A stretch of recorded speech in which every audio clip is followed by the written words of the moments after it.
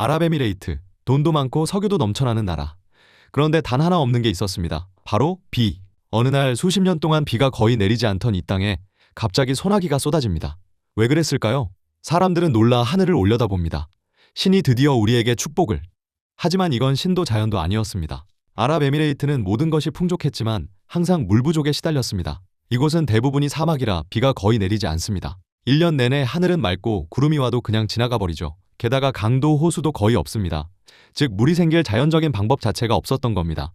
구름은 지나가지만 비는 떨어지지 않았죠. 사람들은 늘 생각했습니다. 저 구름을 붙잡을 수 없을까? 혹시 구독, 좋아요 누르셨나요? 바로 지금 부탁드려요.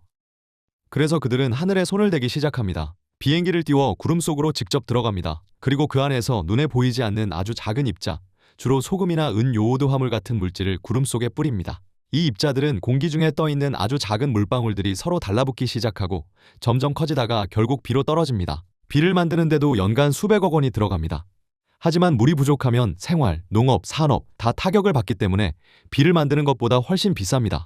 이 기술은 1946년 미국 실험실에서 처음 시작된 구름씨 뿌리기 클라우드 시딩이라는 기술입니다. 그리고 전쟁에서 사용된 적이 있었습니다. 바로 베트남 전쟁. 미국은 베트남 전쟁에서 이 기술을 사용해 적군 보급로를 망가뜨렸습니다. 비를 더 많이 내리게 해서 도로를 진흙탕으로 만들고 이동을 어렵게 만들었죠. 하지만 예상보다 더 많은 비가 내렸고 민간인 피해가 발생한다는 우려가 있었죠. 그래서 1977년 유엔에서는 환경무기 사용 금지 조항을 만들어서 이 기술을 전쟁에 사용하는 것을 금지시켰습니다. 유나이티드 아랍에미레이트는 이 기술을 2000년대부터 본격적으로 사용하기 시작했습니다. 하지만 물 부족을 완전히 해결하지 못했습니다. 너무 더워서 비가 금방 말라버렸죠. 그래도 땅속에 물을 채울 정도는 되어 도움이 되기는 했습니다. 완벽하게 비를 만드는 건 아니지만 비를 기다리는 시대는 끝나고 있는지도 모릅니다. 이제는 사람이 날씨를 바꾸는 시대죠. 여러분들은 비가 오는 날을 좋아하시나요? 흥미로운 역사 지식 채널 왜 그랬을까 였습니다.